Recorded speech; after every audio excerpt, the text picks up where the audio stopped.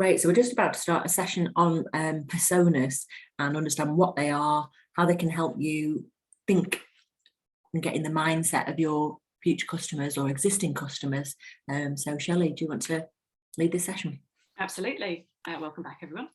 So in this next session, we're going to start to look at a bit of an introduction to something called personas, which is a process by which we put people at the heart of our thinking when we're designing our products or our services.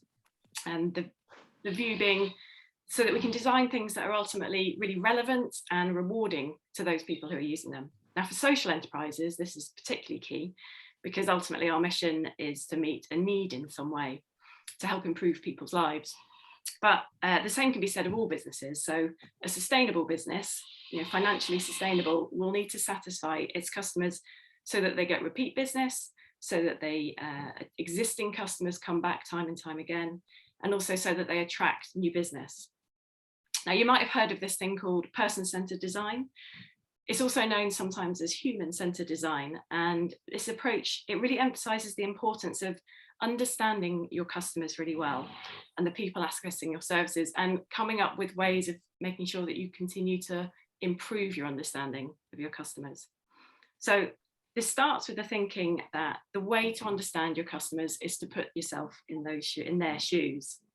Now, before we move on, I just want to ask, has anyone had any examples of really bad customer service? So customer service so bad that you've considered either not using that service or stopping using that service, or you might have stopped using that service, or you've certainly told other people about how bad the service is?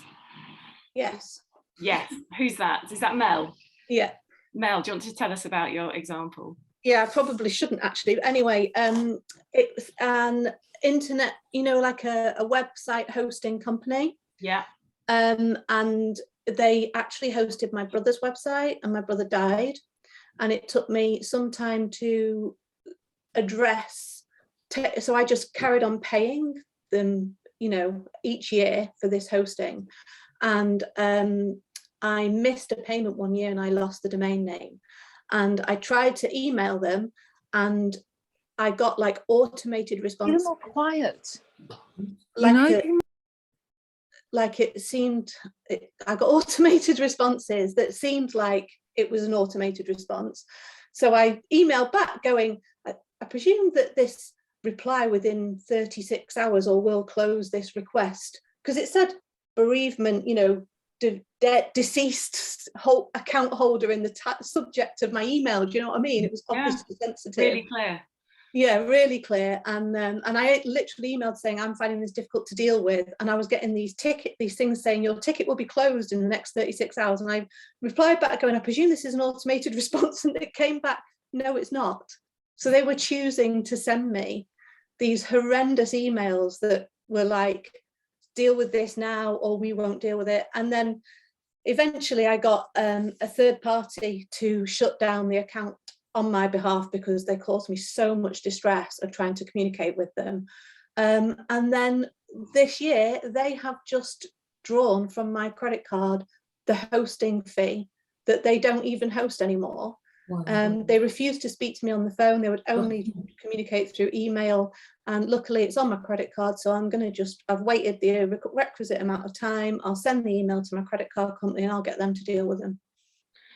Goodness, that sounds incredibly distressing. And it floods of tears, horrible. Don't know why I volunteered. I was just like, yes, I want to vent about these people. They're bastards. Yeah. Native space, don't use them. Well, and it's really interesting. There's various statistics about how much more likely you are to tell people about bad customer service. It's something like 10 times more likely that you'll tell people, or you'll tell 10 times as many people about a bad experience, because you don't want other people to go through that. So that's shocking. And I'm really sorry you've had to deal with that, Mel. But thank you for sharing. It's a really good example. And I expect there's lots of people listening who've got similar examples of those kind of companies who've just been appalling in their communication. And they've certainly lost one customer and possibly more. And obviously this isn't the kind of experience that we want our customers or our beneficiaries to use. And now, a lot of us here are social enterprises or developing social ventures. So I'll kind of use the term customer, service user, beneficiary. Sometimes the customer is a different person to the beneficiary. The beneficiary is often the service user, but they may also be the customer as well. But we understand that the difference is the customer is the person who's paying, the service user is the person who's using the service, and a beneficiary is anyone who benefits from the services that you provide. So today we want to talk about how to design a service or a product that people have a really positive experience with, that benefits them, that solves their problems, and they keep coming back to time and time again because of that. The thing is that we're all different and we all have different experiences, and lots of social entrepreneurs or people setting up social ventures have lived experience, which can be the driving force in getting this thing going in the first place. But that's not to say that as a founder, that your wants, needs, experiences are exactly the same as the people using your service. It's a great place to start, but it doesn't mean you're necessarily capturing everything. So how can we put ourselves in our service users' shoes and understand their motivations and their frustrations so that we design a service that works for them? Now, if we could just move on to the next slide, Nicola, I'm just going to quickly talk you through this design thinking framework. And this is a really useful cycle when thinking about how you're designing your activities or your service. And it's focused on putting the customer at the middle of the development process so that you can design something that customers want, that they can use, that they know about, they know how to use, and they do use. And it starts with empathizing. So you can see the blue heart there. So that's stage one. So stage one, which is what we're starting to do today, is really understanding who we're trying to reach. What are they like? What's important to them? What are their needs? What do they care about? What challenges are they facing in their day-to-day business? And then once we've got that, and we'll be doing an exercise in a moment using personas to help us to really empathize with the people we're trying to reach, we want to build on that stage and start to define the problem that we're trying to solve. And we've talked about this a little already, but really getting under the skin of their issue, their frustrations, and designing something that solves for them. The next stage is the fun stage, and probably the stage that everyone here loves doing because you're all entrepreneurial types. It's the ideation stage, so ideating, coming up with ideas basically. So that you might be brainstorming ideas, they might just come to you when you're on a walk, but the different things that you could be doing to solve that problem that you've now defined. And then the next stage is the prototype, also a really fun stage. So you start to have a go at creating something. And we heard Sarah talking this morning about how she's started to do this. She's got something, she's got some groups running initially. So she's prototyping her business idea, having a go, experimenting. And the best way to do this is to do this as quickly as possible without spending too much time or resources on it, just so you can start getting feedback. You start testing it, which is the next stage. So testing, does it work? Have you created something that people want to use? Have you created something that meets their needs? And by meeting their needs, you've already defined what their needs are in the empathize stage, and you've defined what the problem is. Are you successfully solving that problem? And then the final stage in the cycle, because this is a continuous cycle, is refine. So how could your products and services be improved given your first initial prototype or pilot? So you'll have gathered feedback from people who have used the service. You might have spoken to people who haven't engaged with the service as well to find out why they haven't engaged with it. So research what's working well, what can be improved, what could be done differently, why are people engaging? Is it the reasons that you thought it was? And also what's holding them back from engaging? It could be time, money, unawareness, inaccessibility, but by talking to your users, your actual and your potential users, you'll get some insights that you wouldn't have otherwise. Now, this is an ongoing process, as you can see, it's a figure of 8 cycle. And with each cycle, you're going to learn more and more about your users, gather more data about them, more information about their needs, more understanding about the barriers that are stopping them from engaging, and a better idea about how people are experiencing your products and services, how they're making them feel. And then you can continually refine what you're delivering and continue to improve how well you're meeting people's needs. So we're going to move on to an exercise now, which is called a pain points exercise. And in a minute, I want you to doodle. Nicola, can we move on to the next slide, please? Yes, we can, yeah. Thank you. So in a minute, I'm going to ask you to do this. I'm going to doodle your pain points from this morning. So I'm just going to talk you through mine. And mine actually, this was drawn by somebody else, and it looks slightly different to my morning, but to talk about my morning this morning. So I woke up far too early, probably didn't have enough sleep, but I got up and started working anyway. Realised that we had run out of bread. My family are bread monsters, so we had run out of bread, so we didn't actually have enough bread for breakfast. Then I realised that the guys were coming to try and fix the roof and they needed to get closer to the house, so I had to move the car. Unfortunately, the car had got stuck in the mud last night and I had to get the police to get it out. So I had to find somewhere else to park my car. So I had to message a neighbour and before 8 o'clock and see if I could park in their spot instead. So these are various things that had happened, which were frustrations in my morning, kind of before I'd even taken the kids to school. Fortunately for me, I hadn't run out of milk, as illustrated here, which would be a disaster, let's face it. So what we want you to do is just doodle your morning, and you might not have had any pain points. You might have had a much smoother morning than I've had, but you could think about a hypothetical morning where things haven't been as smooth and certain things have popped up which have been painful or kind of barriers to getting what you needed to get done in the morning. So just give you a couple of minutes to think about that, and then I might ask one or two of you to share your morning. And it's interesting actually doing this. I'm thinking, does a morning ever happen where I don't have any pain points? And I'm not sure it does. It does spark all sorts for you, doesn't it? It really does.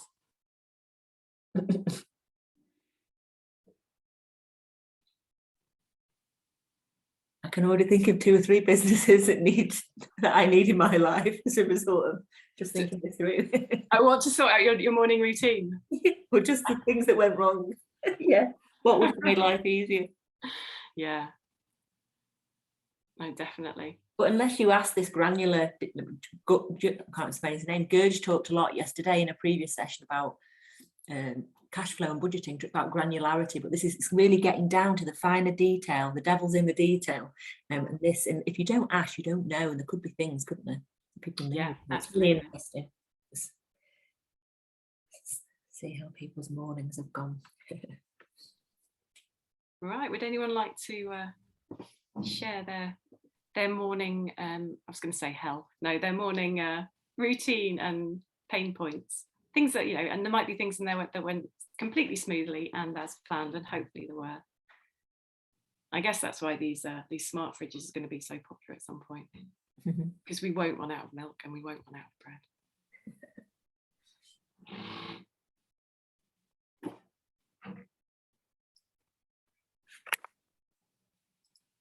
I can see everyone doodling away. Still thinking, yeah. I hope this doesn't indicate a lot of pain points in everyone's morning. Hi, I can go. Hi, Sissy. Hi. Yeah, this is a bit of a weird exercise to me because I don't like focusing on the pain points, because I like to be grateful for everything. Yeah. I feel if you focus on the bad things, and that's how your day is going to roll. So this is like contradicting the way I think. Yeah, fair enough. Well, I guess it's a problem.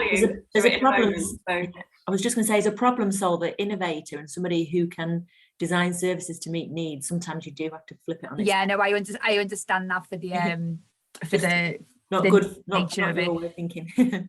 No, and I have had some pain points. So yeah, I got up and I snoozed my alarm, which I shouldn't have done, because I was going to get up and get a full 30 minutes workout in, and I snoozed at 15 minutes, which then set me on the back foot of getting my little girl up. And then she had a huff on because she was in a bit more of a rush, and obviously it's well book day. Oh yeah, I forgot to mention that particular pain point for today. Yeah, that had to be too. Yeah. So I had the whole costume thing. I put Alice in Wonderland dress on it, and it had a sticky out frame around the bottom, which was gorgeous.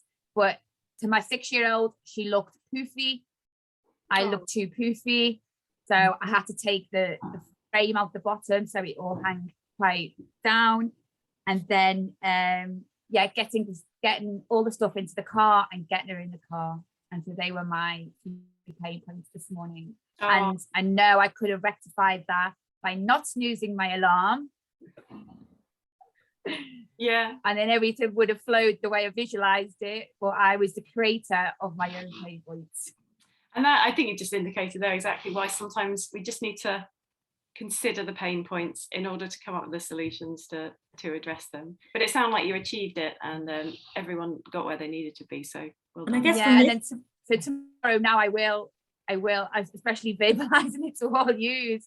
I will, when my alarm goes off and I know I need to do my workout, I will get up. Yeah, we'll be checking in with you on that. Absolutely. Okay. But that's, you know, the flip side of this kind of exercise is that you don't have to fix everything. There are organizations and businesses or entrepreneurs in the waiting who could solve these problems for us if they know they exist. Yeah, absolutely. And I think there's definitely an enterprise idea out there for a World Book Day concierge. Absolutely. I think everyone struggles with that. Oh yeah, so the purpose of this is this exercise is to just illustrate that we all have different pain points in our day-to-day lives, in getting things done, in engaging with services. There are regularly frustrations and difficulties. And so it's really useful when we're thinking about our services, just to get a sense of what it might be that could be preventing people from engaging. And then we can start thinking about how we can make it easier to do so. So it might be something that you do. So the pain points activity is something you can take away when you're designing your activities. And it might be that you do it in a focus group with actual or potential users. So you could hear about their frustrations, the barriers they've experienced. And it might be with your service or with a similar service, you know, what's prevented them from engaging with other services that might be trying to meet similar needs. Or you can just do it as a hypothetical exercise. So by thinking about what we know about our customers and our users' lives, we can start to get a better sense of what those barriers might be, which is what we're going to do in a minute. So this is why we introduce these persona templates. Do you want me to? Yes, please. Thank you. So this is a persona template, and it's a way of really starting to get under the skin of what your customer is like. Now, a persona, which you might hear people talking about, a user persona, which is often used in kind of developing digital applications, but increasingly just businesses are using this idea of a user persona, people who are using their products or services. Back in the day, I think when I started out, we called these pen portraits. You might have described them, used them. So pre-computers, we just do a pen portrait of our potential customers. Now, ideally, a persona will draw on what you know about your customers, which is gathered from proper research. But if you're starting out, and depending on how much time and resources you have, you might do it as a more hypothetical exercise, or you can find out quite a lot with relatively little. So with informal conversations, Sandrine, this morning you talked about using a survey. So surveying people to find out a little bit more about what they're like, what their wants and their needs are. And it doesn't have to cost anything. Obviously, there's a bit of a time cost there, but it's quick and easy. So there's SurveyMonkey, there's Google Forms, there's all sorts of social media polls that you can do to start finding out about your potential customers. And they've got the added benefit of starting to engage with potential customers, starting to have that potential relationship, which is where custom will come from. So if you've never used a template like this before, a really good place to start is to think about a semi-fictionalized hypothetical customer. So you can base this on people that you know, or that you've worked with or come across, or that you think could be potential customers. So we don't want to be basing this on a single real person for various reasons, but you might create a sort of montage of somebody. So you might have somebody's location, somebody's over here's location, but you might have some of their lifestyle coming from another person. So kind of a bit of a pick and mix picture of a person. And there are kind of three key areas that you want to be describing here, whether it's again from your head or whether you've actually done some research here. So who are they? So give them a name, bring them to life, give them a first name, so they feel like a proper character.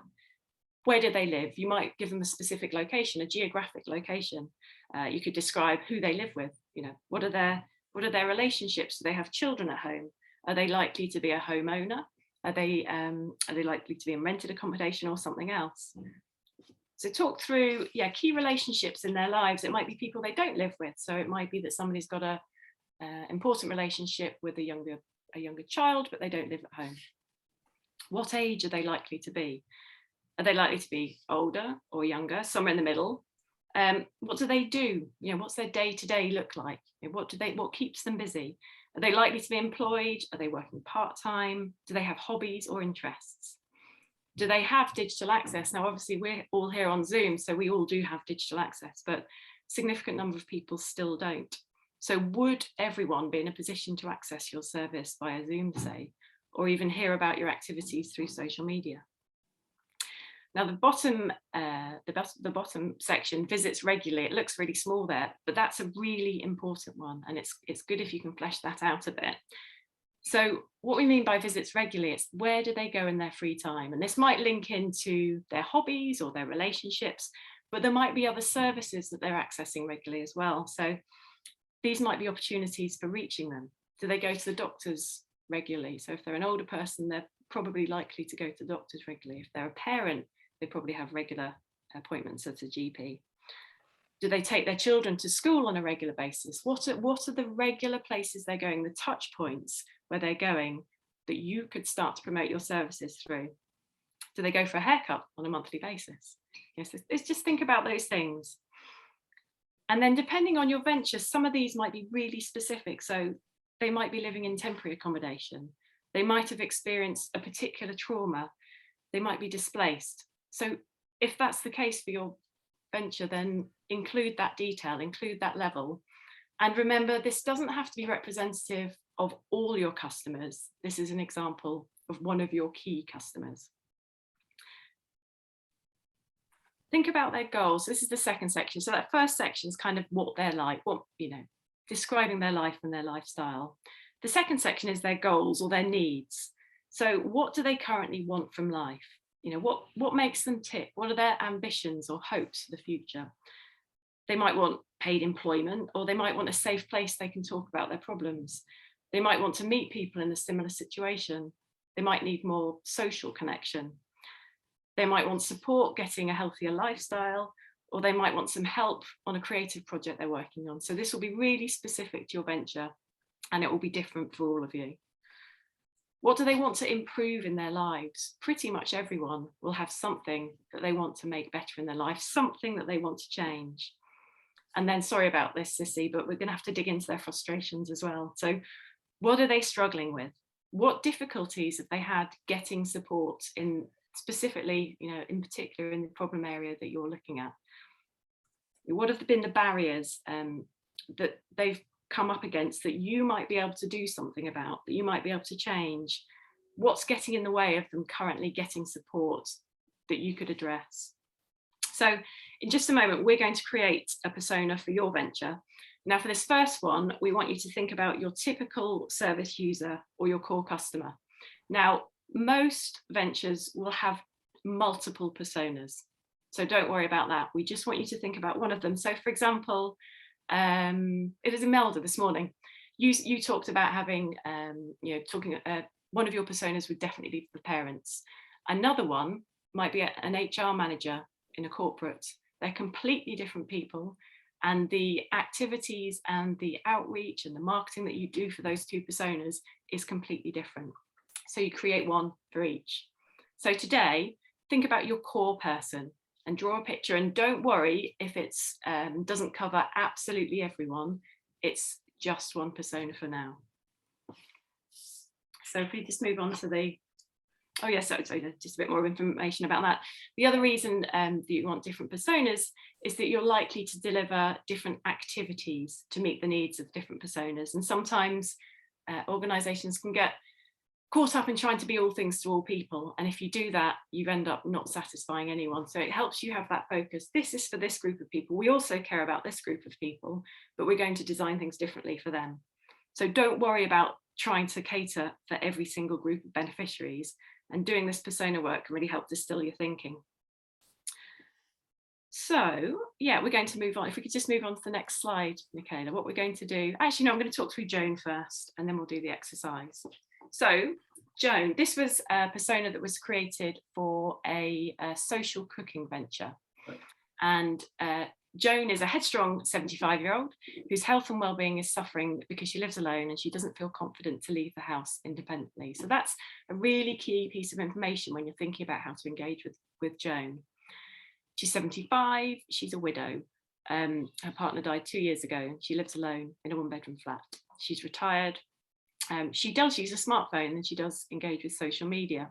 So that starts to get you to think about how you might use social media. So for the older generation, Facebook is a good social media platform to use, but less likely to be on Instagram or Twitter, say, or certainly Snapchat or TikTok. Places she visits regularly, the GP, Specsavers and the hospital. So you can start to see already how this is sparking ideas about ways you could reach Joan, because you know, she's not necessarily out and about and seeing you know, things in all sorts of places, but she is going to the GP. So, for example, a poster could be a good place in a GP. That's something you could put up to advertise your service. You could talk to Specsavers about making referrals.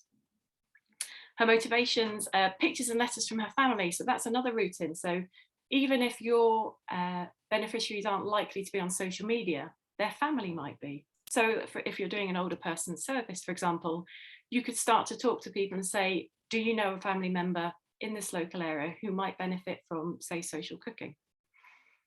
We also know Joan struggles to get out and about. She struggles a bit with mobility, doesn't feel confident to go places on her own. So you might start to devise a buddying system where somebody could go with Joan.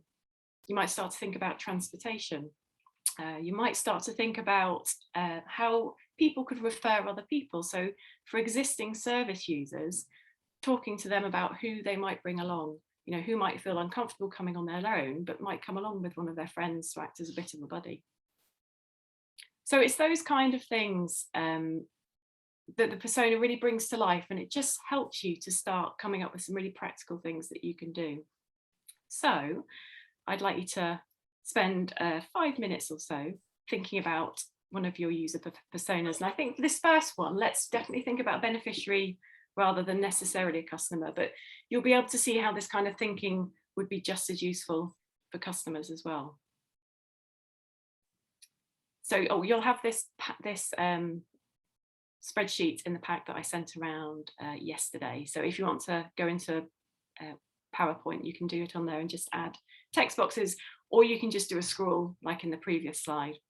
So whichever works most. Now, has anyone got any questions before we start doodling?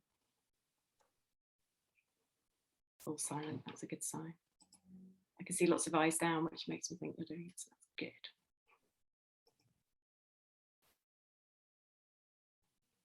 There's a question here about persona templates. I've done online surveys, but people related to food associated groups on WhatsApp and Facebook haven't filled them out, seem reluctant to do so. Okay, that's interesting. So sometimes when you get no response, that's telling you something as much as getting a response. So it's interesting. It would be interesting to try and get some sense of why people aren't filling them out. So I guess it would be good to hear a bit about what you were asking people. Yeah, people won't fill out surveys. So, I mean, you do get some response. Sometimes people need to be kind of warm to you and need to know who you are before they'll fill in a survey. Often it depends how you frame it. So if you're thinking about creating something, literally saying, we're thinking about this, would this be of interest? And posting it on, I mean, one of the places that's really good is the kind of neighborhood Facebook groups, because people are quite engaged with, well, got, you know, all sorts of news and gossip on those, and literally just explain what the service is you're thinking of offering, and are people interested in that particular thing. And I've seen it done before, and quite often you'll get a group of people saying, yes, we definitely want this, this would be a great thing, we'd love to see this. And if you don't get a response, that's also telling you something as well. Is your persona also for a single person? Yes, absolutely, Sandri. So if you're thinking about a school, think about a person in that school. So are you thinking about a school child, somebody who goes to school? Yeah, so draw that person. Does that make sense? And the same, so when you're thinking about your customers, so when I used to run an organisation that taught digital skills, and we had 5 personas for different types of teachers with whom we could engage, and they had different levels of engagement and different levels of kind of technical literacy. So we drew out each of them and had different approaches for each. Yes, Donna, absolutely. We'll be showing the recording afterwards. Thanks for joining us.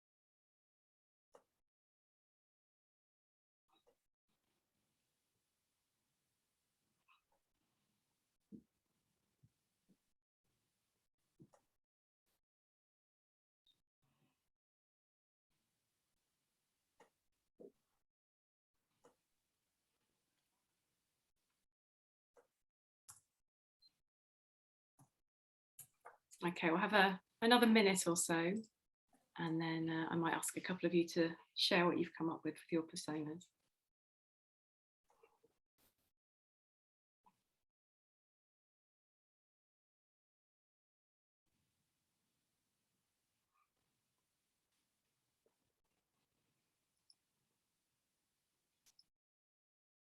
Okay, how are we getting on? Who would like to volunteer to share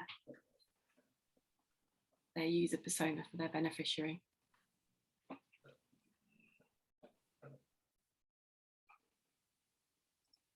Any volunteers? Would really be good to hear how you found the exercise, whether it threw up anything that you hadn't really considered previously, whether it gave you any ideas for reaching your beneficiaries or overcoming possible barriers or just considering potential barriers to engagement. Yeah, I've seen one of these tools before, but this is the best one that I've seen. I've actually found it easy to put it down. I just thought, oh my God, because I've always been told to think of a person that you've not worked with. That's impossible. But I kind of share what I've put down because I've actually gone for some of them. Yeah, okay. So I put my beneficiary as a headstrong Asian guy in his mid-30s, early 40s, has shame and guilt, but has pushed it away. So he's age 42, relationship, married with 2 children. He doesn't really think of the core needs of his family. Occupation, taxi driver, interest, hobbies, drinking, watching TVs and footballs. He has smartphone and TV, and he visits the mosque and GP. I didn't get to finish it all, but I put that in his needs, is to share his needs without having to be open, but feel supported to meet the beliefs of his of the Quran. His motivation is his children that he plays with. He loves seeing the happy faces, but he wants it to last, but doesn't know how to do it. And his religion, but I didn't get to any further than that. But I thought, wow, I didn't know I could think like that. That sounds really like a really good place to start for 5 minutes of scribbling, and that throws up all sorts of possible ways forward, doesn't it? Yeah. Once you've got these and you start evaluating, so you'll do some evaluation and get some feedback from the groups that you're running, Sarah, you'll start to get quotes, and that really brings them to life, because if you can put a quote in there from an actual real person which really explains their goals, their frustrations, you get a real sense, and sometimes it might be a slightly different place to where you thought it would be, but it really gets a sense of what you are achieving and potentially areas that you could improve. So I'd encourage you to do, once we get these down, think about adding in those testimonials from the feedback. That's your research, which will continue to make these even more relevant and continue to make your services even more fulfilling in terms of the needs that you're meeting. Well, that's great. Thank you for sharing that. Thank you. Do we have one more that someone would like to share? I'd love to hear from one more person. I don't mind. Oh, but is that you, Kirsty? Yeah. Oh, Brilliant. Sorry. I was eating a piece of cake. I didn't want everyone to watch me. Cake's important. I know it's early for cake. So I've done mine for a young person. So I've put Ethan is a 16-year-old year 11 who is struggling to focus at school. He's been experiencing anxiety going to school since returning after the pandemic. He's 16 and lives with his mom and his younger sister who's 10, and he's a student. His interests are music, he plays the trumpet, and he enjoys gaming. His media devices are his PC for gaming, I think, I'm not sure, Instagram and Snapchat. He regularly visits a music group and he's in like a wind band, and he's not been out very much anywhere else since the pandemic. His goals are to do well at school, get his GCSEs and go to college to study music. His motivations are he enjoys connecting with people at band, he enjoys connecting with his friends at night through gaming. He gets on well with his mom, so he wants to be helpful and he wants to do well at school and have a career in music. But his frustrations and barriers are that he's struggling to focus at school. This is impacting his grades and he's worried about not getting into college and getting the grades that he wants. And sometimes he reacts to instructions from teachers. So he can be labelled as misbehaving. He feels unsafe, but he can't quite figure this out. He wants to do well and is motivated, but he's feeling anxious and unsafe. And he doesn't have the words to articulate how he feels, but he knows that he doesn't feel the same as he did before the pandemic, and he's struggling. That's brilliant. Thanks, Kirsty. That's such a detailed description and really interesting. So the bit where you said the devices he uses are a PC, I think. So no, that's a great place to start, because you've now gone, I'm not sure about that. So that's something, when I have the opportunity to chat to our users, I'm going to check what kind of devices they use, because it varies, and it really varies. You know, having a 13-year-old son myself and a 10-year-old, it varies just by social group sometimes. And of course, in terms of, you know, people's finances as well, some people just don't have any devices, you know, so it's that kind of thing. It's just thrown up, right? So that was a definite, oh, I'm not so sure about that one thing, so right, how can I find that out for my users in my context? With this case, and perhaps with others as well, is thinking about who else they might engage with, you know, who else might they be accessing some support from, or who else might they have built trust with to do something or access something. Absolutely, and it might be that the school, how are they reaching them, and how are they sort of marketing? Sorry, Shannon, just to and it might be that other, you know, whoever you're contacted, if you're in contact with the school, they might give them an idea of, you know, whether they're accessing any services via the school, and then just chatting to them, you know, finding out what they're doing in their day to day. Just get, you know, it always adds richness, and you'll always find out something that you didn't previously know. Thanks, Kirsty, that was great. How did other people find that exercise? Was it useful? Did it bring up anything you hadn't considered previously? I think it was really useful. And I must admit, I got some resistance to this because it's kind of scary. So, and I don't quite understand. I think there's something to do with making it real that I find. So I think that's why I'm finding it a bit, I mean, I've done 2 personas for 2 different aspects of our work. So I'm not lacking in willingness or creative thinking about who they might be, but I think there's something going on for me that I found it very challenging. That's interesting that you've identified that, and it sounds like you've identified what might be behind that, and I think that's often something that stops people making progress. They can get stuck with, you know, just not getting that leaflet out there, or just not sending that email, holding back for some reason. So if you find yourself feeling a bit stuck like that, that's definitely something you can be exploring with your coach, to see what's behind that. You know, why are you stuck, and how can you get past that? Because sometimes it's just fear, and, you know, it's okay to be scared, you know, getting your idea out there. And that's why we do some of the showcasing here, because it's getting your idea out there in a really safe space where you can get lots of positive feedback. But yeah, it can be scary doing that. So don't worry if that's how it feels. Anyone else, any other thoughts on how they found that exercise? Go on, one more. Shall I jump on someone? Jen, how did you find that? Which Jen? Oh, I think have we got? I think we've just got one Jen here. Oh no, yeah, you Jen S. For me.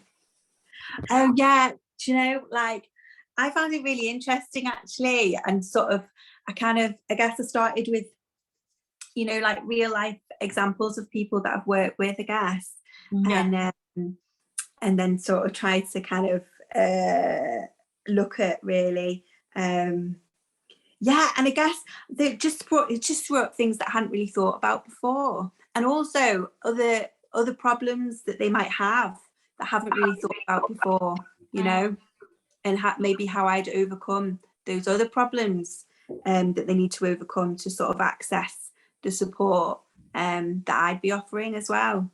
Oh, that's great. So it sounds like you're one step ahead, which we're about to come on to. Okay. But no, that's great. But I think it does. That's what it does. It gets those things going, and you suddenly go, oh, well, no, they can't do that because of that. So how do we? Yeah. It automatically happens. So that's really good. Yeah. Oh, so just to recap, personas are obviously really useful for designing your services, but also really useful to draw on. So when you're evaluating your activities, you can come back to them and say, are we meeting the needs of the people that we said that we would meet? When you're talking to funders, it can help bring your activities to life when you're writing bids, so that you can really describe who your service users are and why they have this problem and how you can solve it. And also for marketing and engagement, as we've just said, so different ways, different means of reaching those people in different places that you might not have thought about. And as every new piece of data comes in, you know, through your various feedback, you'll be adding to that and finding new ways to engage with people. So I've just lost where I was up to, sorry. So once you've created your persona, you can start to map their journey to accessing your services. And obviously we did a pain points exercise just now, which was mapping our morning. And what we do next is to think about your users' pain points in reaching your service. Now, on this slide, we said the journey of your persona from looking for support to receiving that support. And when we looked at Joan, we said there might be mobility issues. She might feel really uncomfortable going out on her own. There might be certain times of the day she just wouldn't go out on her own. But there's also going back even further. So people even knowing that they either need support or that support might exist. So that's really the beginning of the journey. And for someone like Joan, she just might not be aware that there could be support, that there could be a social cook along that she could go to with friends and, you know, meet people in the local community. So she might not even be looking for support. So I'd start thinking about your user's journey from pre-awareness. So they don't even know that there could be help out there. And I think this is particularly true for people who've had negative experiences with services, or who just haven't received a decent amount of support throughout their lives. They might not even think to look for anything. So you have to go and meet them. So consider them at what we call a pre-awareness stage.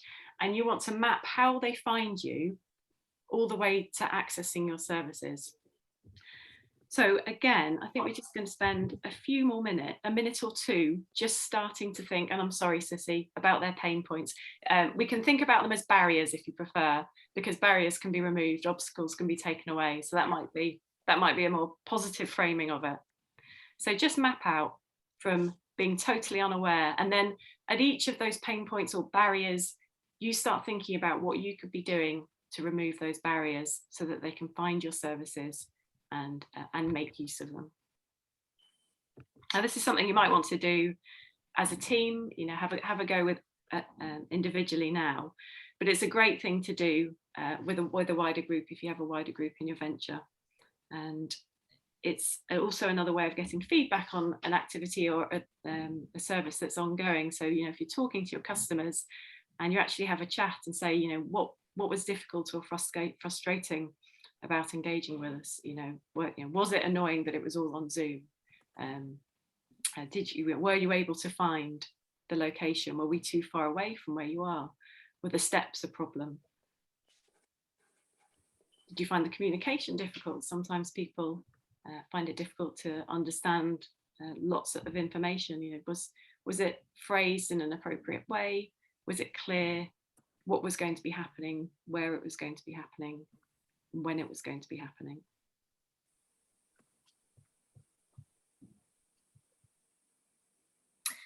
not sure, I'm just reading down the chat, you might have answered this already, Shelley, but somebody was asking if these tools are in the handout, and that persona tool is. So yesterday, everybody was emailed a little pack of worksheets, some of the worksheets from yesterday, and then some of the main worksheets from today. Yeah, so it's in that pack, but it's also in the slides that I'll send around today or early next week. So yeah, you can just print out that particular sheet and just reuse it as much as you like. Or it's set as a PowerPoint, so if you want to put text boxes on and write on stuff, that's possible as well.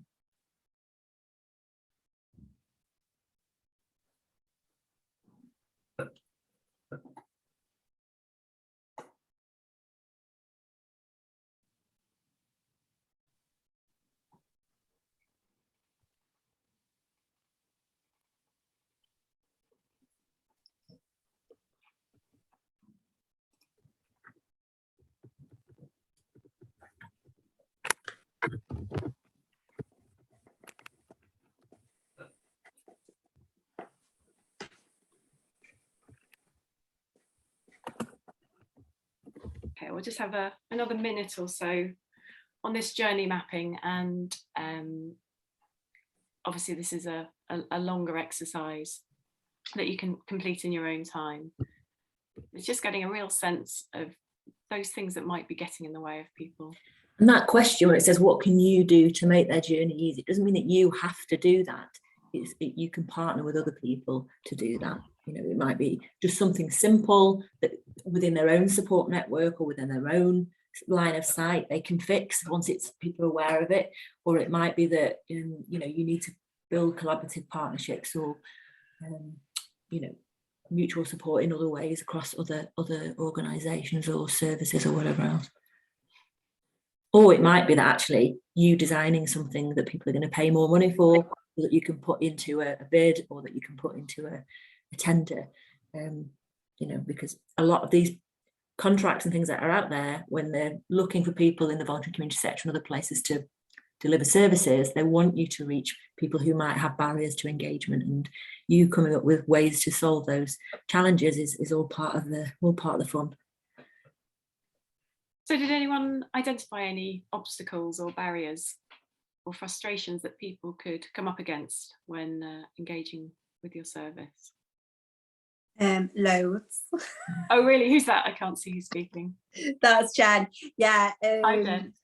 Yeah, I came up with loads really. So my persona that I came up with was Jazz, who's 18. She's a care leaver, moved into her own 1-bedroom flat. She's got a daughter, but her daughter's currently living with a foster carer, and she wants her back and she wants to improve things. But the barriers, she's isolated, she's got low mood, lack of motivation, low self-belief, low finances. She's not in work or training at the moment. She's got really negative experiences of services and people letting her down. So she's got trust issues. And she's also finds it difficult to prioritize what kind of things that she wants to do first and how to get there. Really, she doesn't really understand how she's going to get to where she wants, because she really wants to create a home, to feel less isolated, to improve her own well-being, and to ultimately to get her daughter back as well, living with her. So that's what she's got going on. So yeah, the things I've thought about is partnering with people she's already working with. She's already got a social worker involved with her and a personal advisor. So maybe working with people that she does trust to build up that relationship as well. And mentor, working with a mentor service as well, to help her sort of with prioritizing her goals and figuring out what to do first,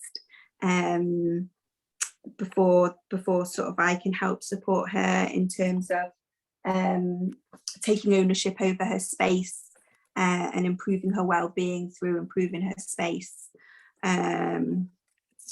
Yeah. Interesting. Yeah, really It's making me think as well. I don't know if you've just not come to every session, but there's a lady on the Time to Go programme called Leanne, and she runs this thing called Tummy Mummy. She uses Twitter. She's at Tummy Mummy, or it's Tummy Mummy CIC. There's probably a website, and if there's not, she's on Facebook and Twitter. But she could be somebody. There's very little peer support out there for people in these situations, and so she's set up a peer support organisation and sort of campaigning organisation and all sorts of wellbeing stuff to help women like Jazz. Yeah, so I've so I have seen that actually on the Flourish. I've seen the Tummy Mummy. Yeah, I have seen something posted about that. Cool. Yeah.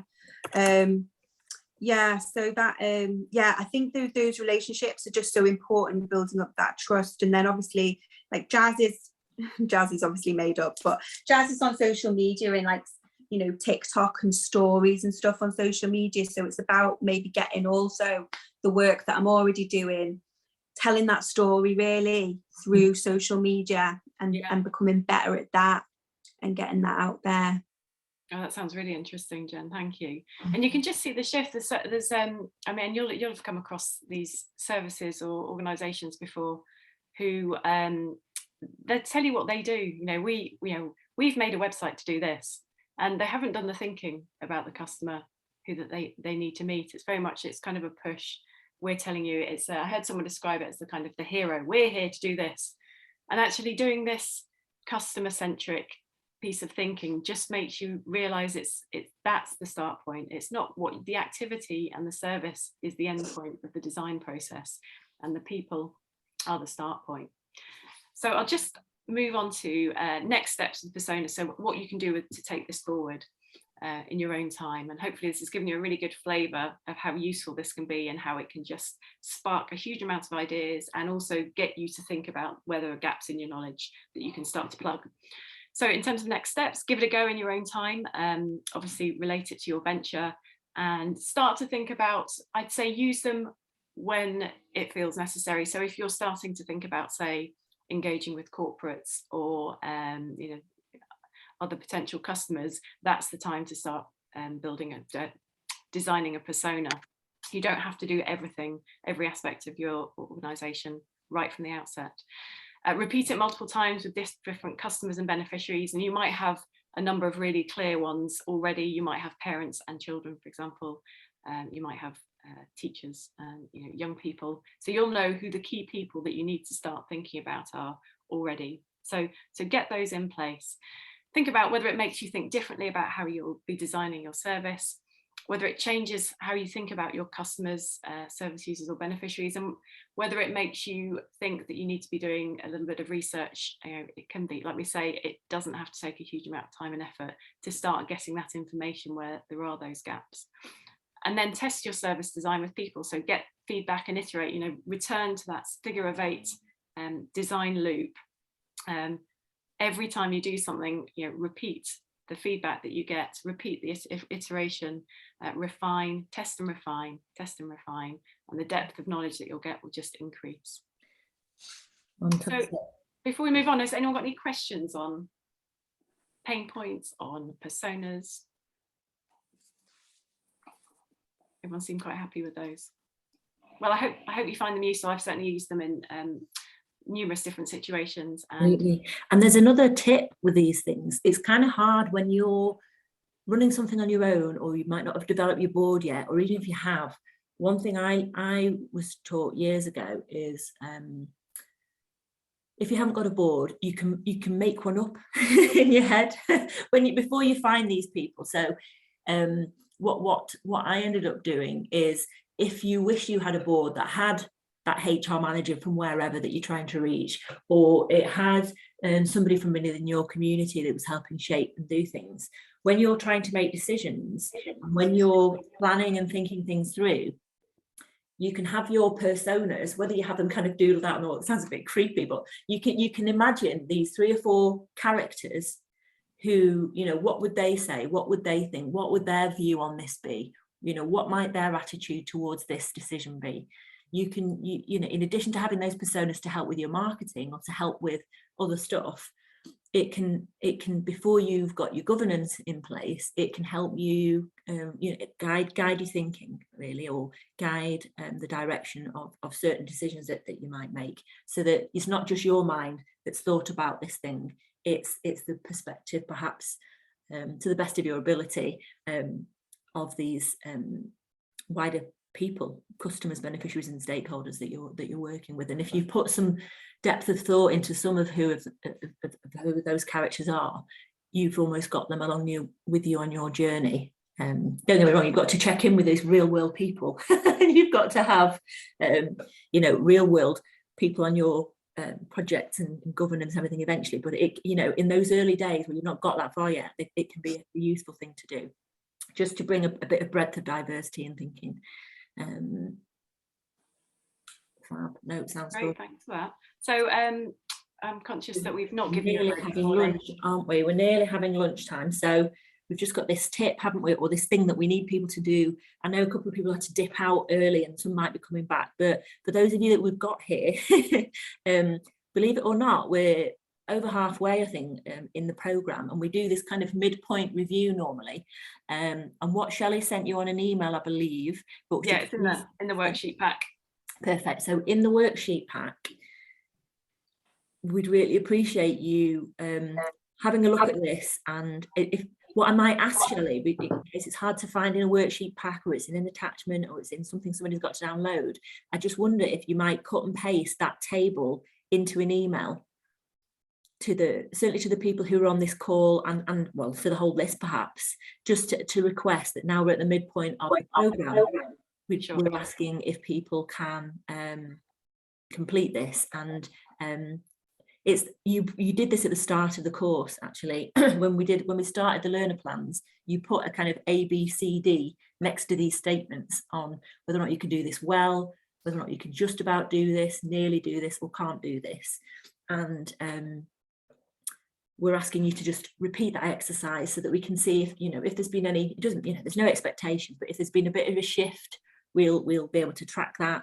And then we'll ask the same questions again in a few months' time towards the end of the programme. And then the other final question gives you a chance to say a bit more, so you can comment on how you feel your own progress is going. And tell us a bit about how you feel you're progressing, what you're learning, what's been helpful. And perhaps also, other pieces of feedback around what could be improved, or areas that you need other support. So if you can grab that out of the pack, all the better.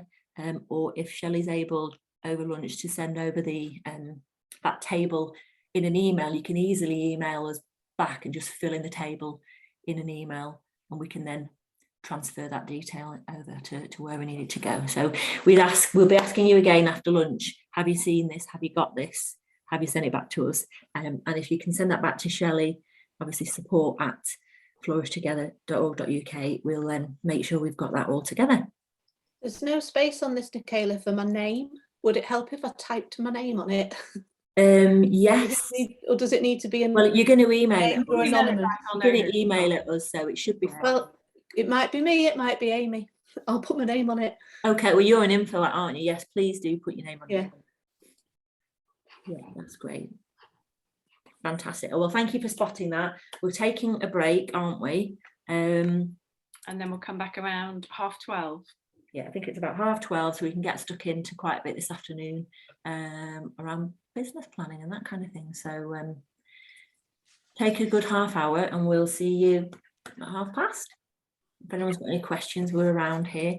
But otherwise, it's time for lunch. Thank you. Time to warm up. I'm frozen. I can't put a jumper on. I've got one on, but I'm going to get a warm drink. We'll see you all soon. Bye for now. Bye. Are you able to stop the recording again? I am, yeah. I'm just trying to mess about with the laptop. There we go.